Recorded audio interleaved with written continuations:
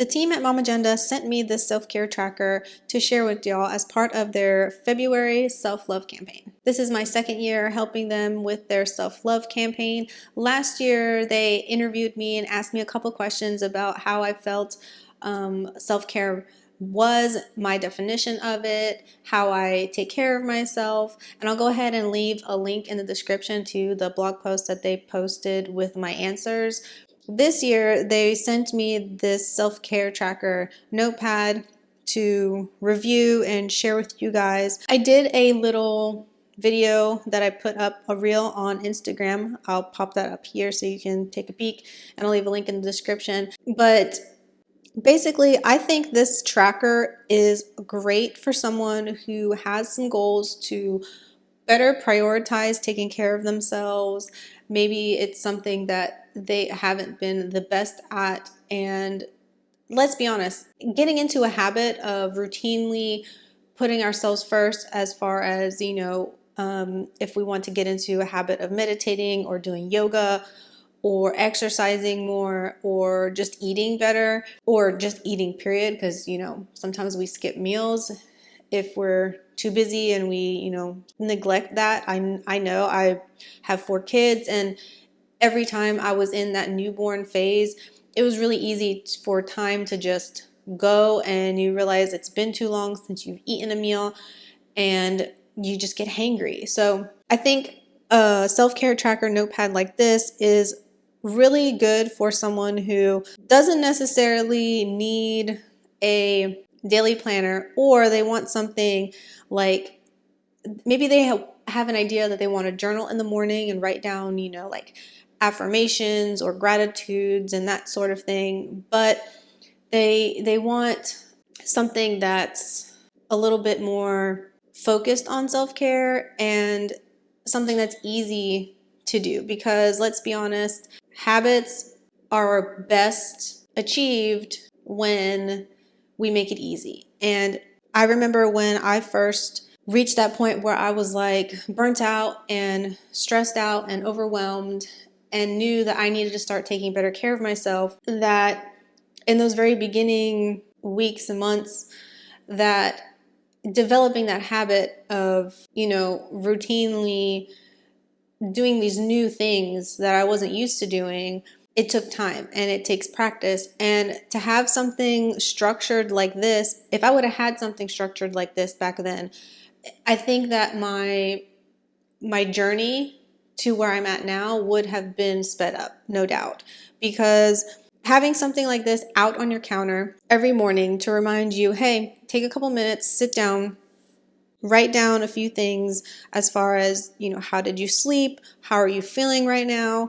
And then you can use this throughout the day to fill in the drinks that if drinking water is something that you struggle with doing. I don't have an issue with that, so this is not something that I would use, but thinking ahead of time, what will I have for breakfast? What will I have for lunch? What should I make for dinner? What kind of snacks am I going to have today?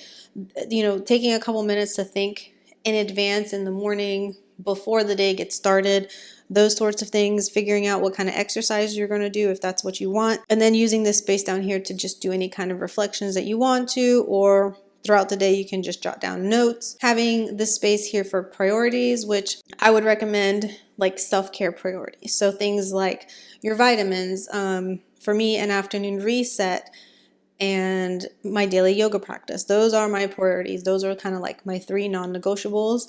And then what desires do I have? And for my desires, I would recommend something that you are looking for, something that you want to look forward to doing. Not things like, get the laundry done, wash the dishes. I would not use this space for that. I would use it for things like time to watch one of your favorite shows, or some alone time with your husband when he gets home from work, or just having like a peaceful, relaxing day. That sort of thing would be what I would put here for desires. And then sitting down and thinking of some things that you are grateful for, like feeling grateful for, a sunny day, or feeling grateful that you got to spend time with a loved one recently, or a phone call that you had with someone that that you really got something out of.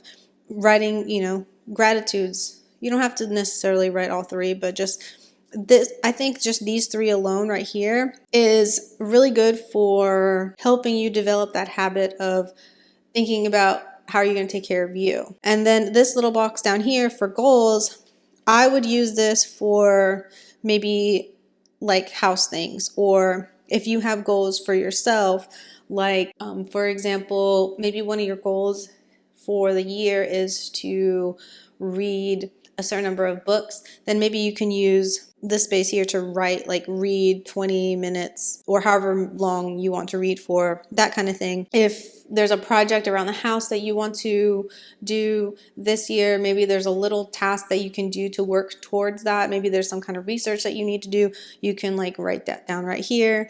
Or they could all be sort of self-care related type goals if you want, but I'm just trying to give you some ideas on how to use this. One of my goals is to like get back into the habit of journaling, and if you want to see like more of my goals, I will link up here in a card to my 2023 goals video.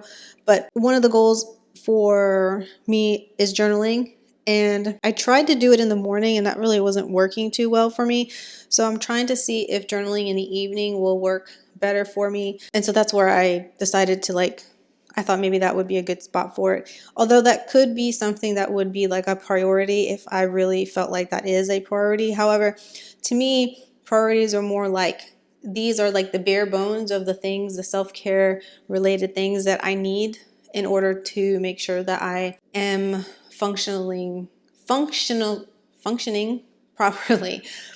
So that's why my vitamins, you know, my afternoon reset and my yoga, those are kind of like my three things that I've learned over time. Now, if you are just starting out with self-care and you're just getting into figuring out what works for you, what doesn't work for you, what things you like, what you don't like, you might not know yet what sorts of vitamins or supplements that you might need to be taking in order to feel better. So once you've developed that and you realize, okay, wait, these things I absolutely need, because if I don't take this, then I start to feel off, and I feel like my best self when I'm taking these vitamins and these supplements.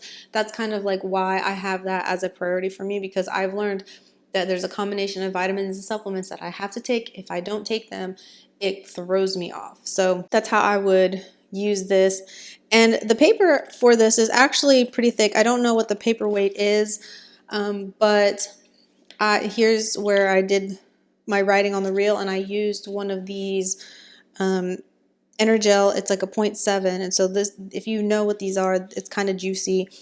And I don't know if you can see, I don't know if you can tell or not. I can't tell, but I wrote on the back too. So the paper is really good. So you get, I want to say it's probably 50 sheets. I'll make sure to leave a link in the description if you want to shop for this self-care tracker from momAgenda. And if you have any questions about it, go ahead and leave me a comment.